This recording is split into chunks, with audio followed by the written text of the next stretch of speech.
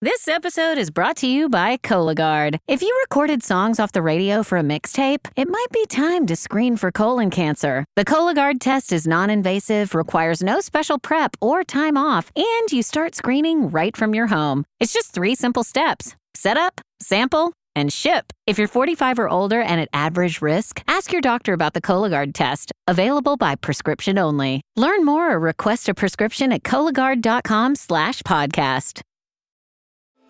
Whether you bond over streaming binge-worthy videos, watching sports recaps, video gaming, or by unplugging altogether, the 2026 Lincoln Nautilus Hybrid helps keep you connected throughout your journey. Learn more at Lincoln.com. Available connectivity features and functionality vary by model. Package pricing, trials, and term lengths vary by model. Video streaming and games are only available while parked. This podcast is brought to you by Carvana. Car shopping shouldn't feel like preparing for a marathon of paperwork. That's why Carvana makes buying and financing your car easy. From start to finish, search thousands of vehicles with great prices. All online, all on your time. And when you're ready, your new car shows up right at your door. It doesn't get better than that. Buy your car the easy way. On Carvana. Delivery fees may apply.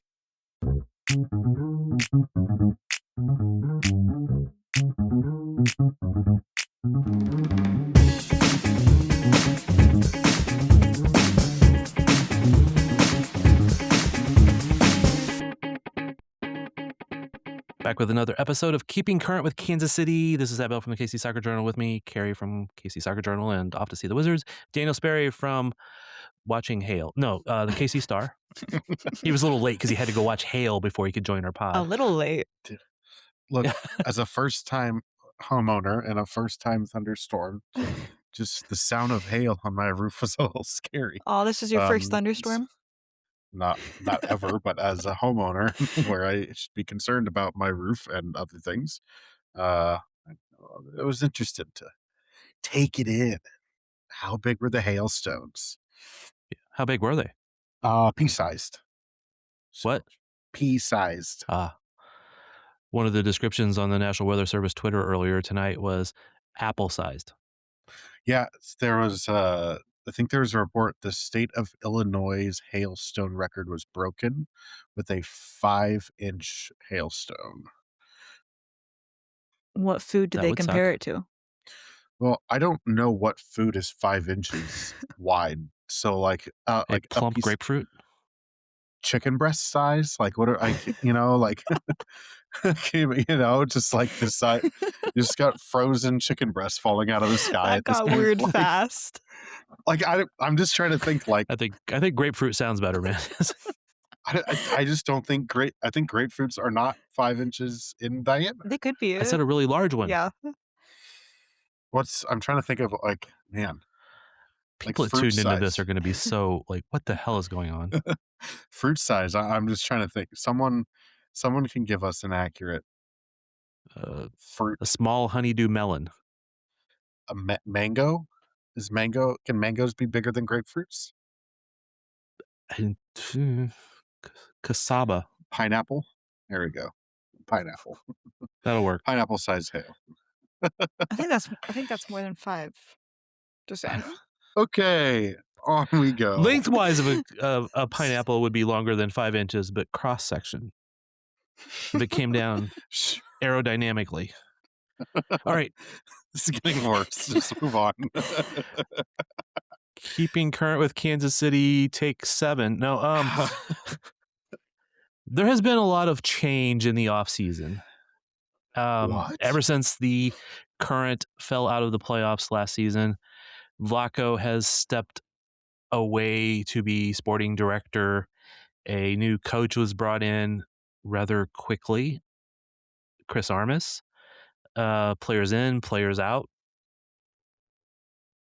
Lots of change for a team that was really successful. How do we want to start this? You want to go with players out first? Players in, time-wise? It's your show. You lead the way. Well, it's our show. But Carrie, did you have the list in front of you? I did. I do. Sorry. Past She's been tense, Sorry. past tense to present tense, real quick. she's been flustered. I don't have it. This is off to a great start. I'm sorry. Well, we're in preseason. Okay. Well, I can looking off the list. All right, players out. Reagan Stegliger, Haley Mace, Nichelle Prince, Bia Zanzarato, Claire Hutton, Alex Pfeiffer. Alex Pfeiffer. Yes, I was going down the list. Jericho, Flora Marta Lacho. I think that's it. Oh, and Laurel Ivory. Yeah. I knew there was one more.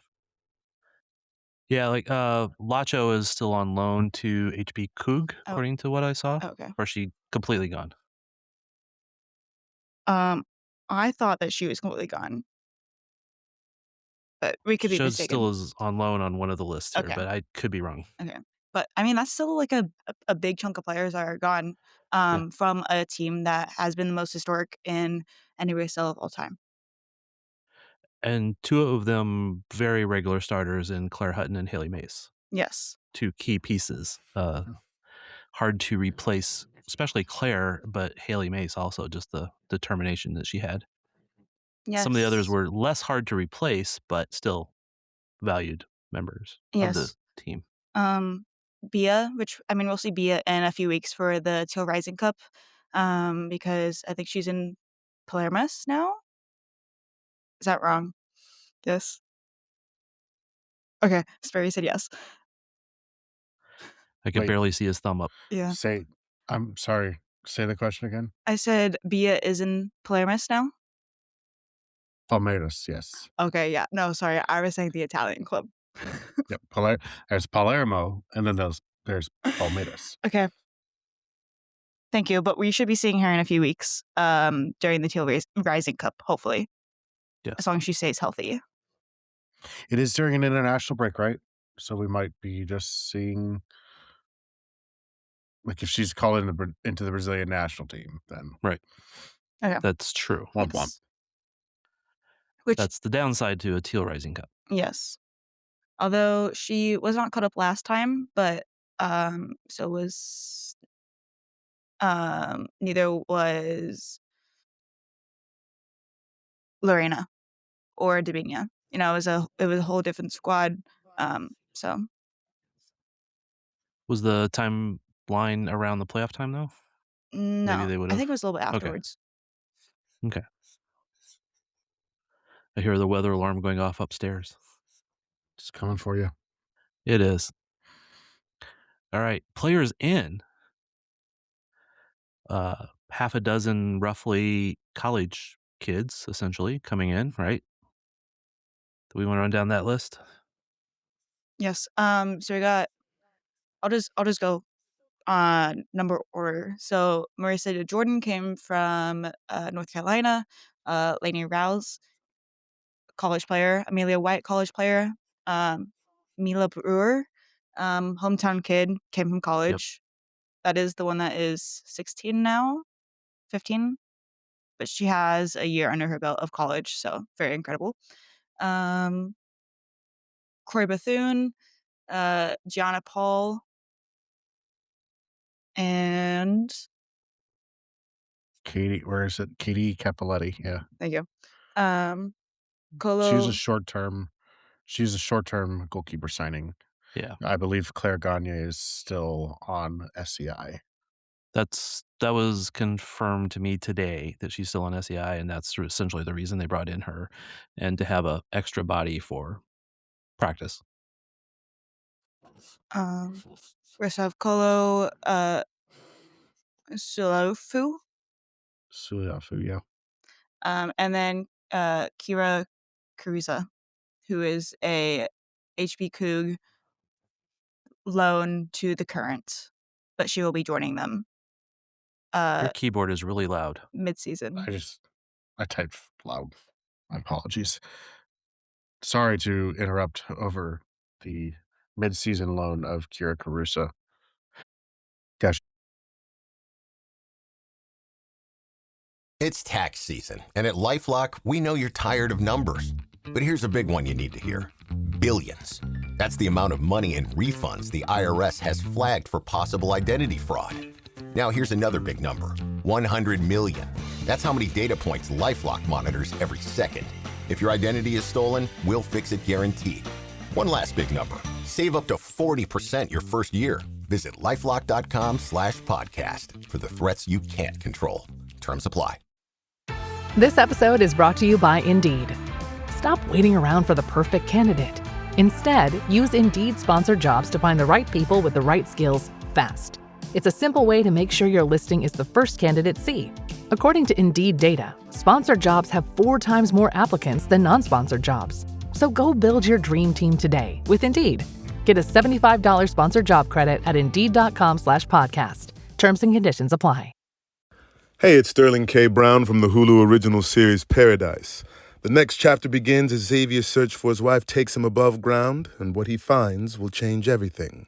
It was never just about the bunker. Tune in and discover the truth lies outside. Paradise, the official podcast, is now streaming, and stream Paradise on Hulu and Hulu on Disney+. Hi, I'm Jim. I'm not an actor, just a guy living with prostate cancer. My wife and I face each day head on. We asked my doctor about Xtandi enzalutamide. Xtandi 40 milligram tablets treats men with prostate cancer that has spread to other parts of the body and responds to a medical or surgical treatment to lower testosterone. Xtandi may cause serious side effects: seizure, a brain condition called PRESS, allergic reactions, heart disease that can lead to death, falls and bone fractures, swallowing problems, or choking that can lead to death. Stop Xtandi and get medical help at once if your face, tongue, lip, or throat start swelling. Tell your doctor at once if you faint, have a seizure, quickly worsening headache, decreased alertness, confusion, vision problems, chest pain or discomfort, or shortness of breath. Xtandi can cause harm to an unborn baby or miscarriage. Use birth control during and 3 months after Xtandi. Common side effects include muscle and joint pain, feeling unusually tired, hot flashes, constipation, less appetite, diarrhea, high blood pressure, bleeding, falls, fractures, and headache. Visit Xtandi.com to watch my story. Sorry, I couldn't hear it. Couldn't hear it over my typing, huh? Yeah. All right. This guy. Yeah, she was not in training today because she had just got back from playing for Ireland. And she scored for Ireland. She scored at least once in preseason for the Current also. Don't know how much more As because far as we know. they didn't tell us a whole lot. All right, so lots of players in, lots of players out. The question is, how much has this team been affected by that player movement? Well,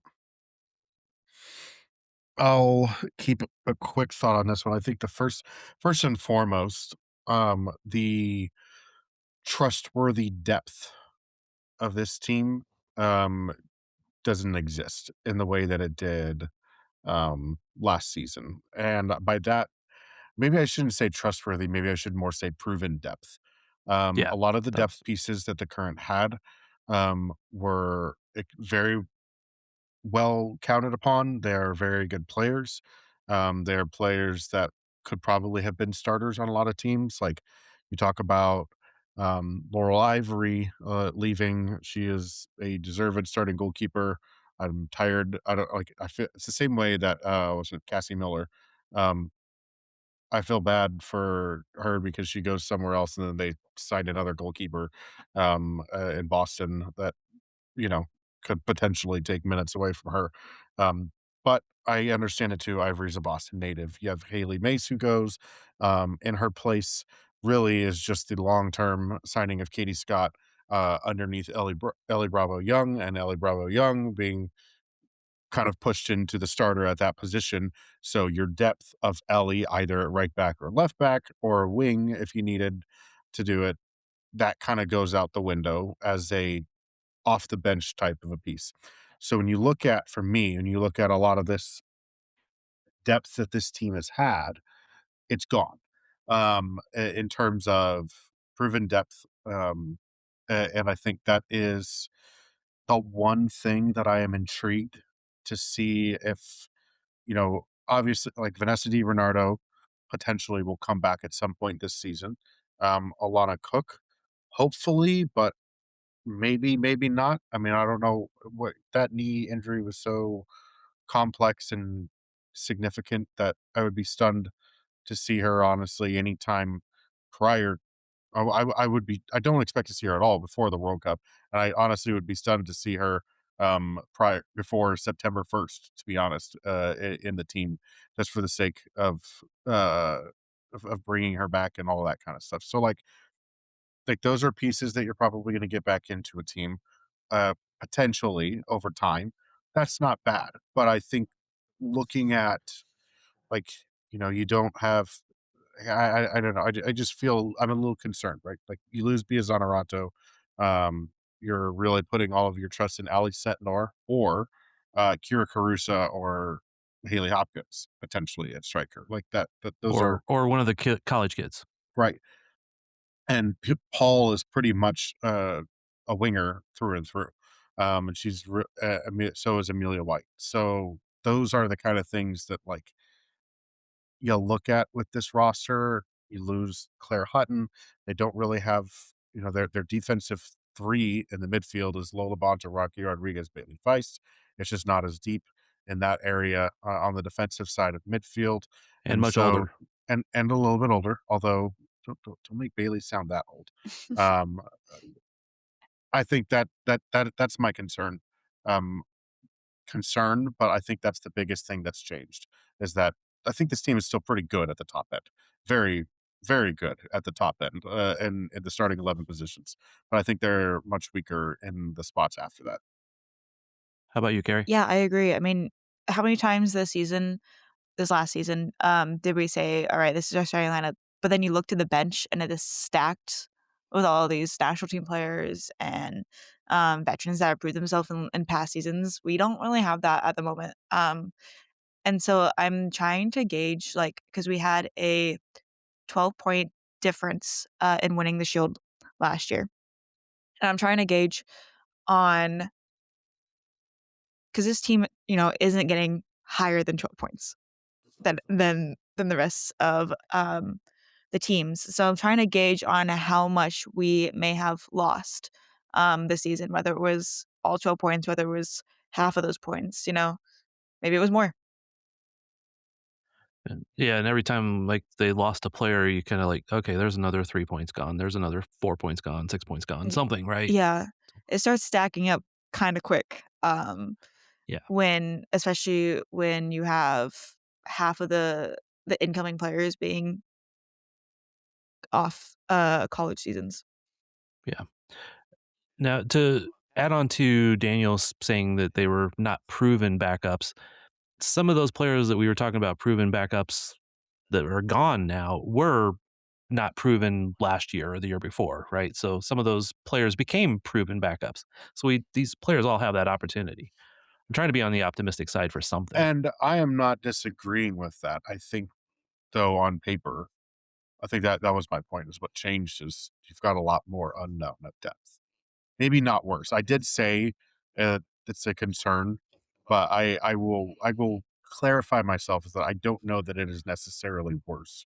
Right. But it is less, the floor is not as high, I think, going At least bench. As far as we know. As far as we know. Right. And again, I'm just trying to be fair that some of those college players could be amazing and maybe, but it usually does take a little while for them to adapt and become that amazing player.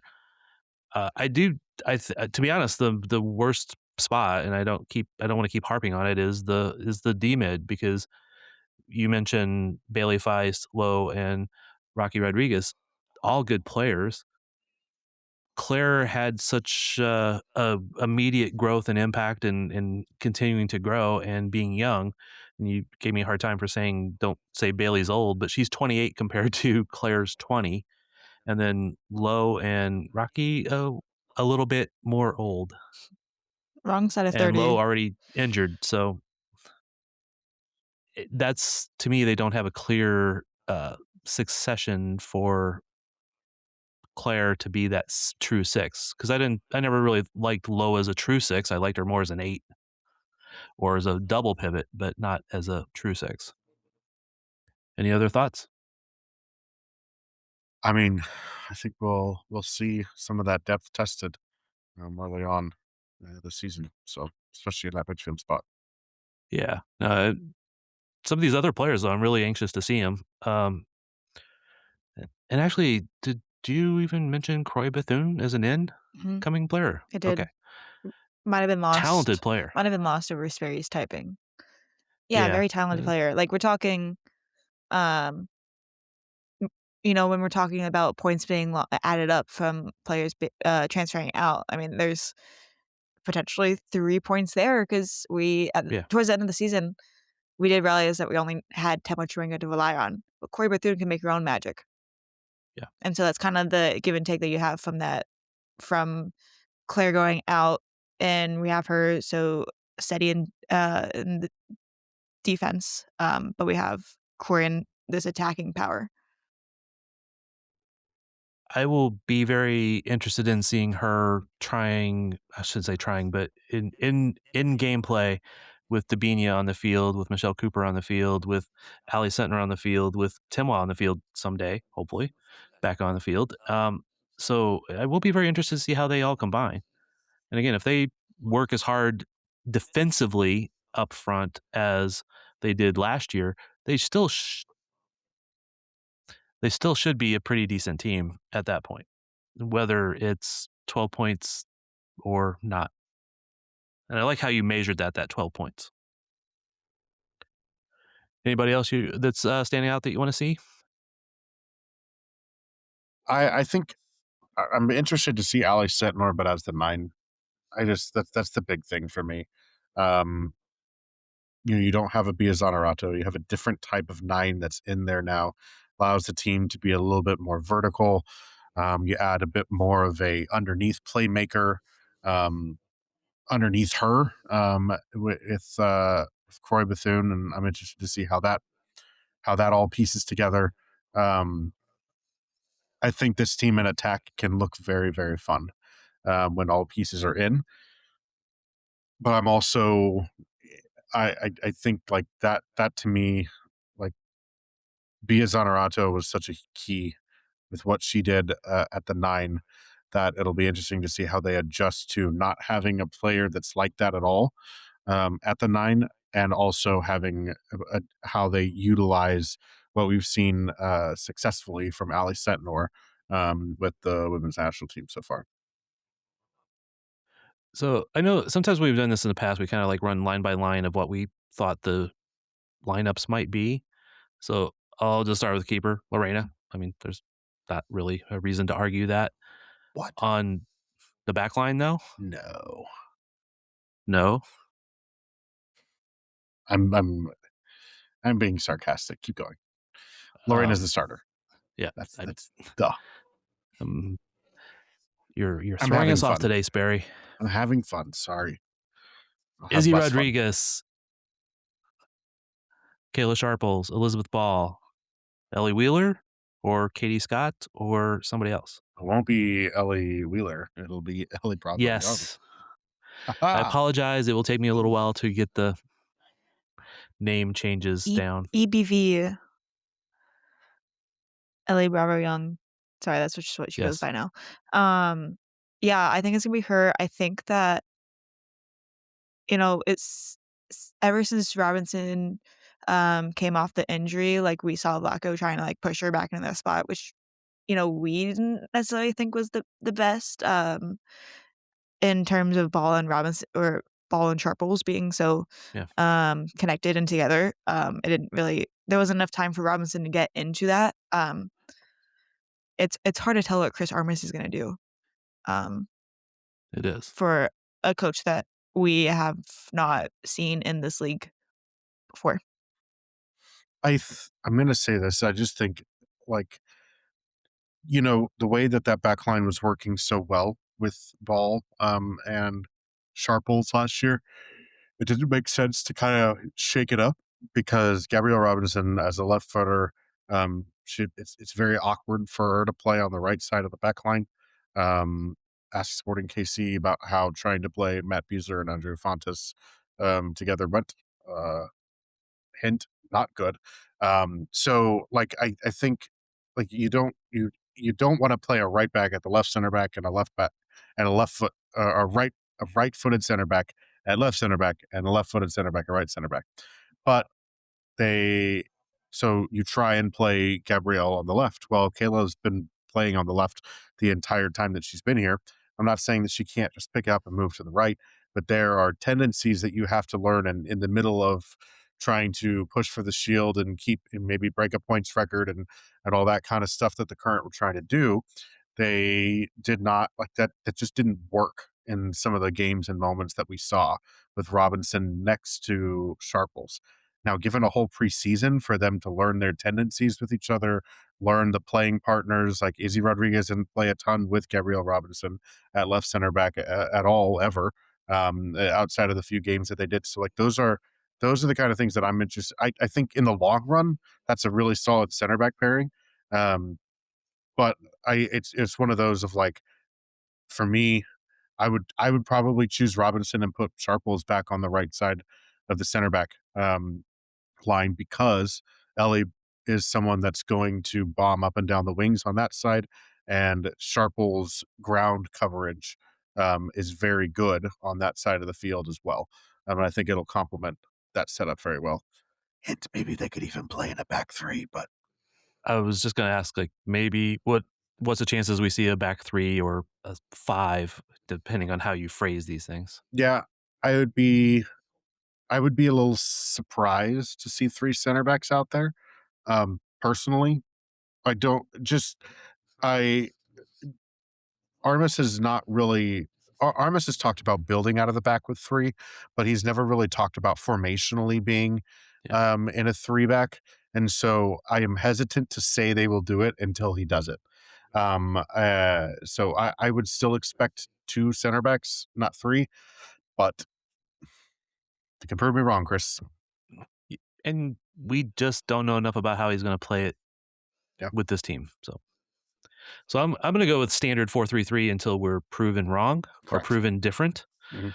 But it's worth asking the question, because I think a lot of modern coaches will be looking to have multiple formation / pattern systems to play in a game, and depending on the moment and how the situations are, they will be looking to go from a 4-3-3 to a 3-4-3 or a 3-5-2 or something. Yeah. Right? So I would not be surprised if he looks to do that, but it would be a pretty drastic change from what we've seen from this team.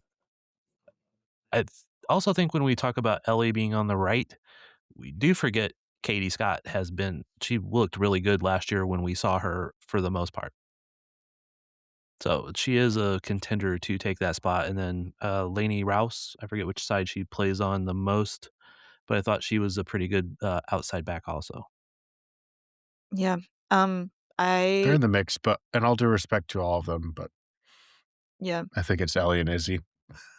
I Probably. agree, but for what we saw from Katie Scott, I mean, hopefully that the preseason has kind of helped build her endurance, because that's what we Yeah. kind of saw was lacking from her last year, which she looked great when she had full speed and full strength and everything, but you definitely tell. Because it was like the second game in the Teal Rising Cup, she was looking a little ragged. Hmm. She was doing some very good things. It was just the passes were not as sharp as they were the previous game, if I remember correctly. Yes. All right. Midfield. What do we think it's going to be? Well, Are we talking generalized, or are we talking with injuries currently? Well, I would say go generally Okay. first, and then we could maybe be specific. there's think silence. What? There's silence, so I guess I'll fill it. What? I was gonna say, do we see Lowe at the 6? Do we see Rocky at the 6? Do we see Bailey Feist at the 6? Do we see Gabrielle Robinson at the 6? Yeah, I think we see Rocky at the 6 first. That's just kind of my vibe. I don't know that Bailey is at true 6. I'll be happy to be proven wrong. But I think Rocky's closer to that than Bailey. And if you're only going to run one of them out there, Lowe's hurt. She's not going to be playing this first game. So I think Rocky is probably the one that I look at as the very likely fill-in for her. Fair enough. Also, it's Utah the first game, so like it's not like this is the lineup that you have to take to go win the NWSL championship. It's got to be Utah the first game. Have some fun. I think Rocky's perfectly capable of finding that. Yeah. Yeah, And then I was just Okay. say, I mean, with us playing Utah, it doesn't have to be. It really is just going out there and having fun. Like Utah is a disaster right now.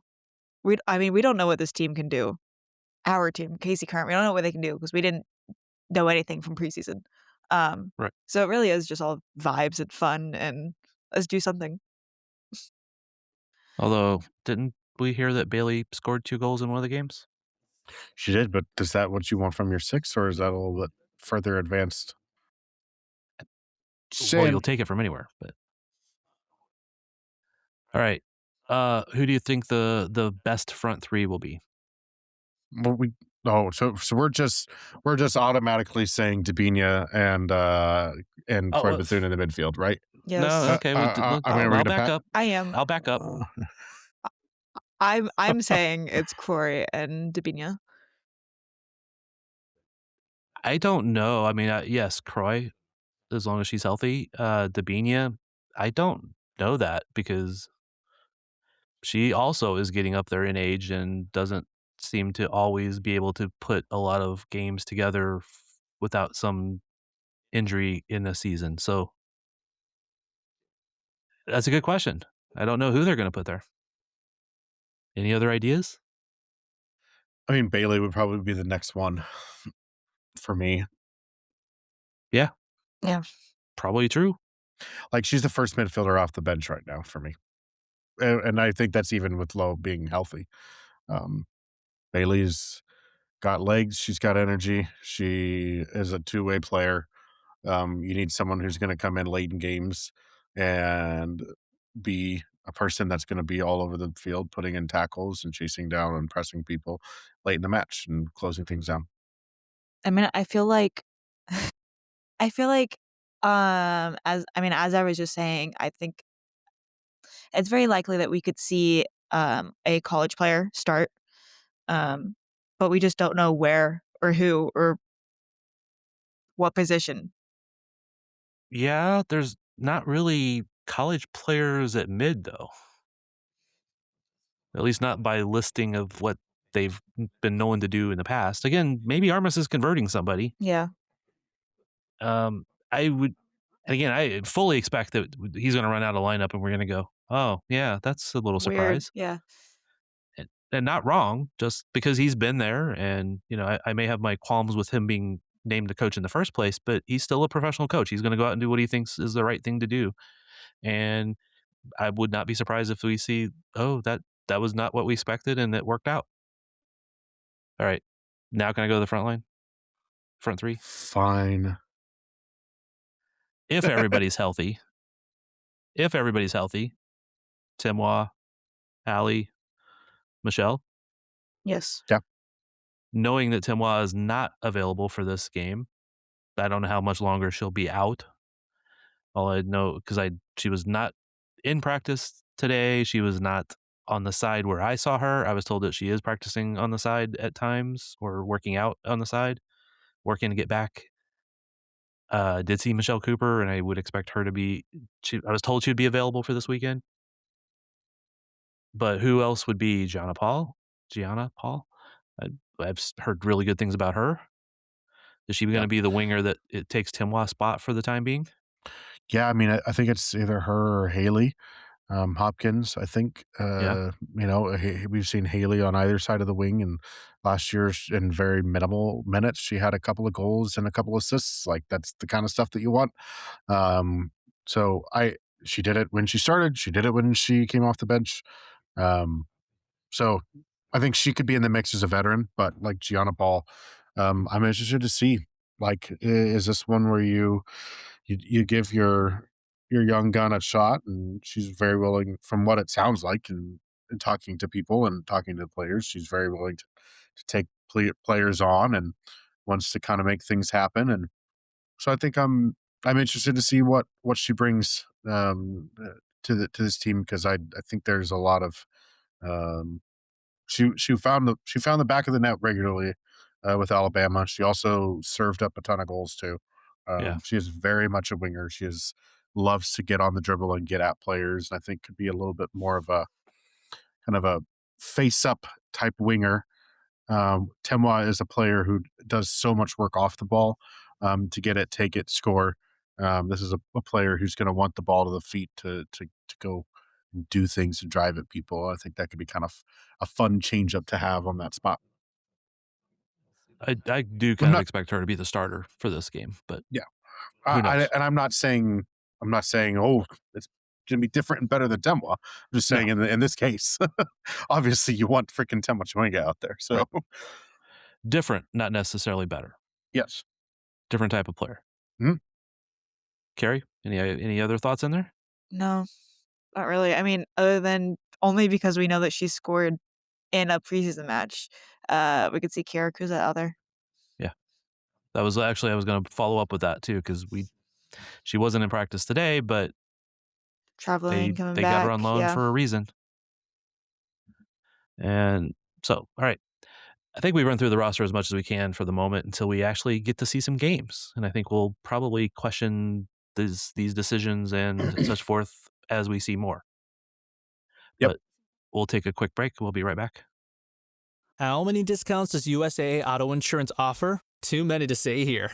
Multi-vehicle discount, safe driver discount, new vehicle discount, storage discount, legacy. How many discounts will you stack up?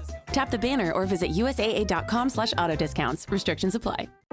TaxAct filing software and live tax experts can help small businesses easily knock out their taxes. Actually, our experts can help you find deductions and credits for any sized business. Itty-bitty businesses, medium-sized, really big, mid-sized, small businesses, companies with 0 employees, and mom-and-pop conglomerates. Yep, our tax experts can help all of them. TaxAct. Let's get them over with. All right. We went through the roster in the first segment as much as we possibly can. In this segment, they don't have an easy start to the season. And let me pull that back up. How many games in like tiny amount of time?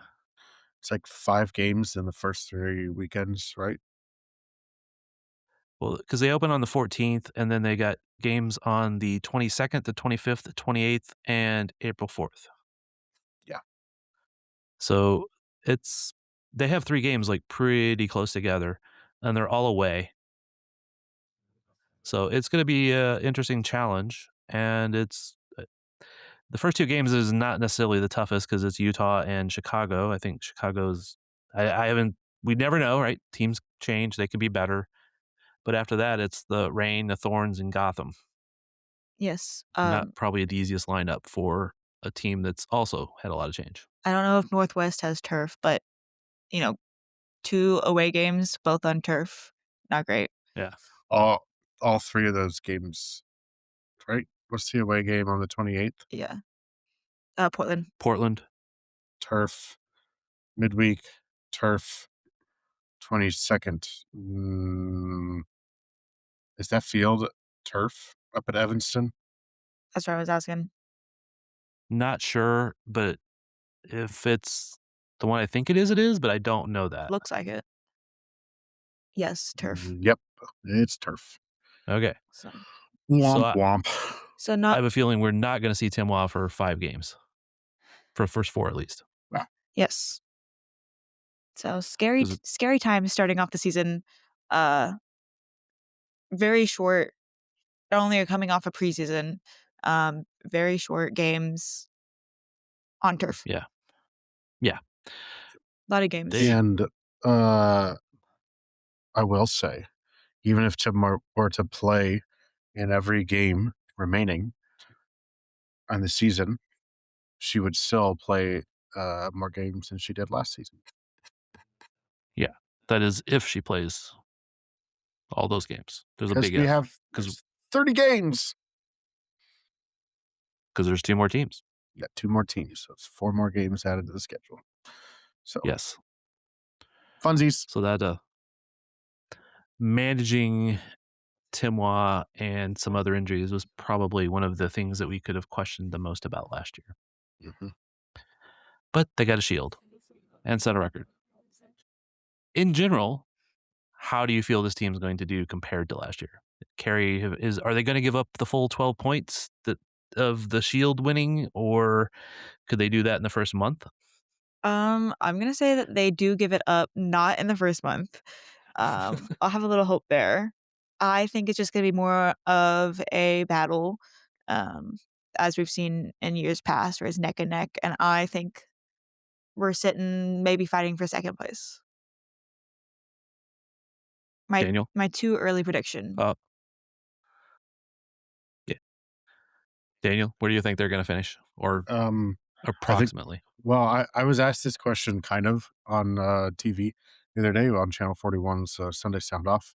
And like the response that I gave was like, can the current, the question was, despite all the change, can the current, do what they did last year? Or can the current be expected to do what they did last year? And my response is absolutely not. That doesn't mean that this team can't win a championship. That doesn't mean that they couldn't somehow finish top of the table. That doesn't mean that they that doesn't mean any of that. What it does mean is that what happened last year was unprecedented, and I don't think will happen again. And especially with the way they are set up, the way Orlando is set up, the way the whole league has shifted this offseason, it has balanced itself out after being very top heavy the last couple of years. And so I think you see players having to do the offload that Washington had to do. Washington, even with a healthy Trinity, won't be as good as they were last time around. Gotham, they continue to just middle their way into a bottom seed and then somehow win the championship. You have Orlando, who's a good team, but they lost Emily Sams, and Haley Mace is not Emily Sams. No. So there are question marks, I think, for a lot of the top teams, the top 4, the big teams that everyone thinks of. And I think some of the bottom teams got better, like a Bay FC. All these teams get better, and I think it raises the floor a little bit and pushes the middle and the lower pack a little bit closer to the top pack. But I just don't think the current can do what they did last year, because I don't think the gulf in quality is there. I think that's a very fair point of view. I think they could win the Shield again, and I don't know that it would be as good as they did it last year. No, I don't think anybody can reasonably expect them to be as good as they were last year, even if they had all the exact same players. Yep. And added a couple, because that was a pretty historic run, and it's hard to do that. I mean, you set a record by how many points, and they had 16 of their 26 games were shutouts. So they conceded 13 goals in 26 games. Like, that's unheard of. That's not going to happen again. So they have to take a step back, but that doesn't mean that they can't be a team that doesn't win a championship, that doesn't win a Shield, or do any of those things. Okay, I think we all agree. It doesn't mean they can't. Do you think they do? I don't win a championship. I don't think they win a Shield. I think this is a team that let's play a hypothetical real quick. Make it a short hypothetical, I promise. Throw Vanessa DiBernardo back in the mix. Throw Alana Cook back in the mix towards the end of the season. You have those kind of players within this group. I think this is a championship caliber team regardless. Do they have what it takes, like, mentally to do it in the playoffs? That's a question mark. But like, talent wise, like, looking at this roster, this is a team that should be a favorite for a championship, and despite taking a step back. If you'd said those players, Alana and Vanessa, 2 years ago, I might have agreed a little bit more. But Vanessa is another year older. She hasn't played by the time I don't know when she comes back. She'll be just that much older and not having played for a while. Same for Alana. Like, same thing with when Gabrielle Robinson came back last year. You didn't want to introduce her when she hasn't been playing. You have to like work her back in. Same will apply for Alana, because you don't love to have center backs just willy-nilly throwing back in, right? Mm-hmm. So I think that all of that plays into it, that they're not going to come back and make as much of an impact this year as they might have if it had been a couple years ago. You're entitled to your opinion. Yeah. I'm not saying they won't make an impact, but not as much of an impact. Well, I'm not even necessarily saying they're starters when they come back, but like Right. that is veteran mentality and veteran depth that you add into a roster that either comes off the bench or spot starts because someone else got hurt or something like that. That just kind of it really does change the complexity of this team if they're in the mix again. How about you, Carrie? Where do you think this team finishes? I said I think they're going to be fighting for second. Was it? Yeah, I said second. Who's clearly better though? Like that's my who's better in first for you? I'm not going to say that you're First. wrong or argue Yeah. against it. I'm just curious. I feel like San Diego is gonna be up there.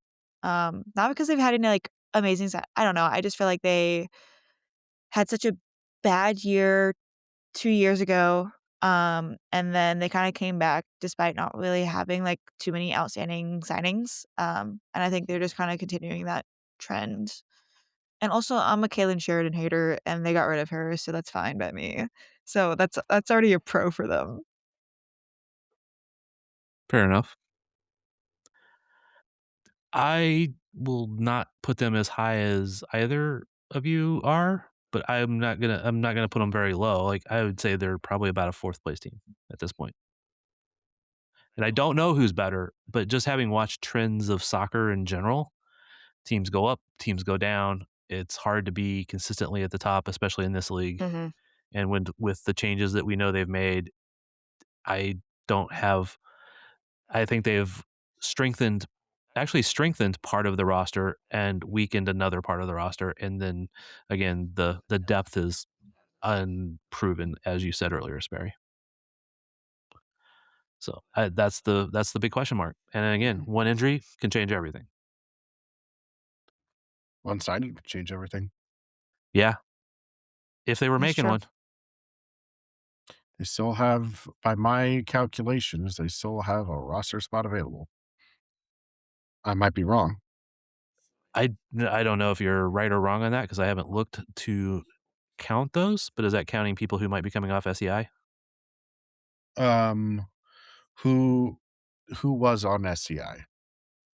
Well, Timwa was. Correct. I have her Cooper? not on SCI right now.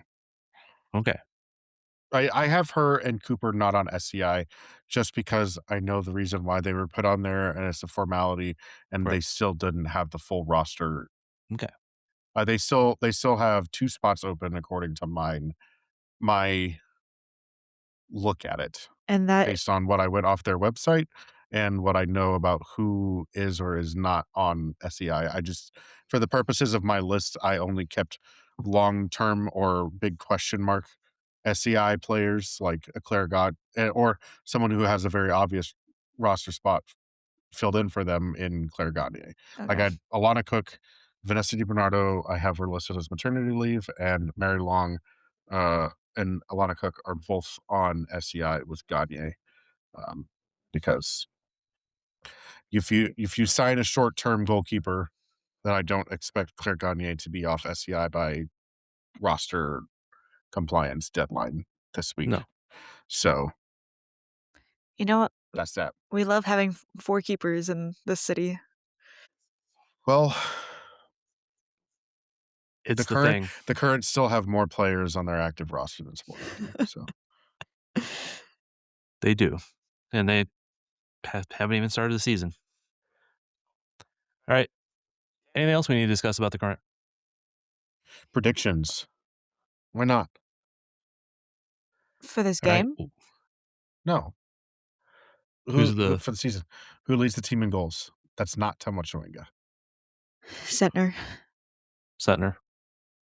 Okay. You? I'll say Allie. I'm between a healthy Deb or Allie. Interesting. again, I fear for Deb being just time catches up. So, as amazing player as she has been, I was surprised you didn't maybe go with Croy. I don't know that I think in a team like this, she's going to be better suited dishing. Yeah. Like she's never really in college she was a very high level goal scorer, but that Florida State team was kind of built around her and what she did for the most part. Those I'm very interested to see. Sorry, Georgia. In college at Georgia and USC, she was very, very good as a goal scorer. They utilized her more. She didn't really score a ton of goals in her rookie season with Washington. She did, like last year, Izzy Rodriguez tied for the league lead in assists at 5. Croy had 10 assists in her rookie year, right, by playing like 15, 16 games. Like that's what the impact I'm waiting for. I'm looking to see from Croy is the final ball, the playmaking ability. Does she feed Temwa? Does she play those little clipped passes into an Ali Sentnor or Michelle Cooper? Or is she playing off of Deb and feeding Deb on a little run that Deb slips inside the box on? Like those are the things that I'm looking to see from her in that playmaking role, less so like taking the shot. I believe she can, I believe she will. But like Bethune for me, like hands down is leading this team in assists. It's not going to be a fullback again. No, I would agree with that. A healthy Croy Bethune. Yeah. Perfect world. She plays 20 games. She's gotten more assists than Izzy Rodriguez did last year. I don't doubt that. So we've kind of all agreed on who's going to score the most goals. I think we might agree on who has the most assists. Croy, Carrie, any I'm still arguments gonna there? say Izzy, just to be the odd one out. Yeah, we got to have some disagreement, right? Yeah. That's fine. Who is going to be the newcomer of the year for the current? Gianna Pohl. Does it have to be like rookie level? Well, we're defining this newcomer? as we go because obviously we were very well planned. Rookie of I the know, year for current only. Well, okay, so my question is newcomer. Like if newcomer in my head, like would Croy Bethune not count as newcomer of the year? I guess I was thinking like college players. Thad, you proposed the award. Let's go with a player who has not played in the league before for now. I'll go with Gianna on that also. Actually, you know what? I'm going to go Lainey Rouse.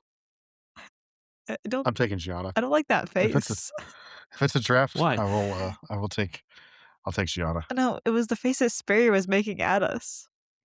It wasn't directed at you. No, it was directed at me because he thinks I'm not totally sane. I'm not arguing it either. Any other awards we should give? Who do you think's gonna have the most yellows? Michelle or Kayla. Those are the two. They seem to be the most combative. I was gonna say Kayla. I'm going to say Ellie. I think we have a good case for 3 or 4 of those players, but I think if Ellie is playing full-time starter, I think she's going to get some yellows just because she does have a little bite to her at times. Most spectacular goal. I'm gonna say it will be Ali Sentner, and it'll be like a rocket from distance. I'm going to say Croy. I think Croy chops a few people up and then puts one in the top bin. I'm just trying to think to be different. It's going to be Izzy Rodriguez. Okay. Most spectacular goal. She does have a nickname of Rocket. Yeah. For a reason. It'll be from like just past the center circle. It'll rocket into the upper 90. The keeper will be left crying on the pitch. They subbed them off the way Tottenham subbed off their goalkeeper today in the Champions League. Actually, it was kind of funny because usually it's me showing my wife highlights that show up on some social media. Today she's like, "Did you see this?" Poor guy. Okay, best celebration. Who will have the best celebration? Ooh. I'm gonna say Has to be somebody who scores. I'm gonna Has say to be somebody who plays. Croy. Just because, to be different from Lowe. Daniel? I'm gonna say I'm gonna go with Michelle.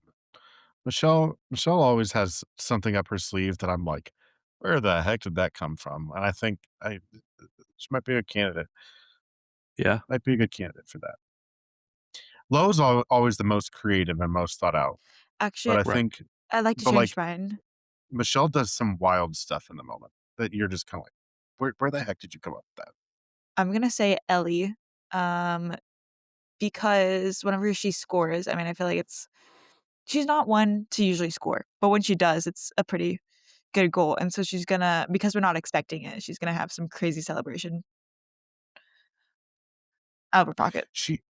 She also seems to be like a player that runs on such high adrenaline that she might have something crazy planned to surprise everyone with, Yeah. and then the adrenaline just runs over it No, at the moment. seeing her Wasp She just one blacks. was insane. Like, because I was Okay, the in Wasp one. Portland one. I was in Portland for Yeah. that. That was so Okay. much fun. The Wasp one was good. I take that back. I take back my slander against Ellie Wheeler celebrations. How far we have come from analyzing the players down to like talking about the celebrations that might happen. Gosh, hopefully this team scores some goals. I have little doubt they're going to score a fair amount of goals. I have a lot more doubt they're going to be as defensively sound as they were last year. That's reasonable. I just want the games to be entertaining. There were times last year where that 2-0 chokehold on a game was not the most thrilling to watch. I don't know that I am full throated in saying give me 5 4s every week, but like something more than 3 goals in a game on more than a few occasions would be very fun. I like those 5-4 games. It really sucks for whoever's writing recaps though, because they're trying to write. Especially because you get like 2 goals in the last 10 minutes, and you're like, or if you're the person that like has a word count, and you're like, I'm supposed to describe 9 goals in a word count. Yeah, right. All right. Anything else we should discuss about this team? I'm looking forward to seeing them score a bunch of goals. I'm looking forward to maybe seeing the current 2 team actually play. Sperry's glad we're not doing video on this one because he's just making all kinds of faces. I'm looking forward to seeing how they deal with the World Cup break also. All right. Any last words? Nope, just hop on for the ride this season, folks. It's going to be a fun one. I think all of us are excited and proud of the work that we will put out. So make sure you follow along for everyone here sake. I think Sperry will consistently write good articles for the Star. We will inconsistently write good articles for the KC Soccer Journal, and we will pod and we will talk about it. And even though I have been critical of some of the moves they have made this year, I do think it will be entertaining. We are out.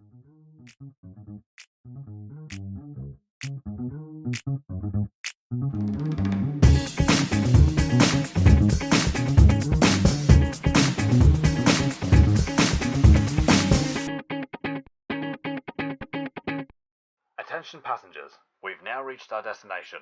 We hope you enjoyed the flight and have a nice day.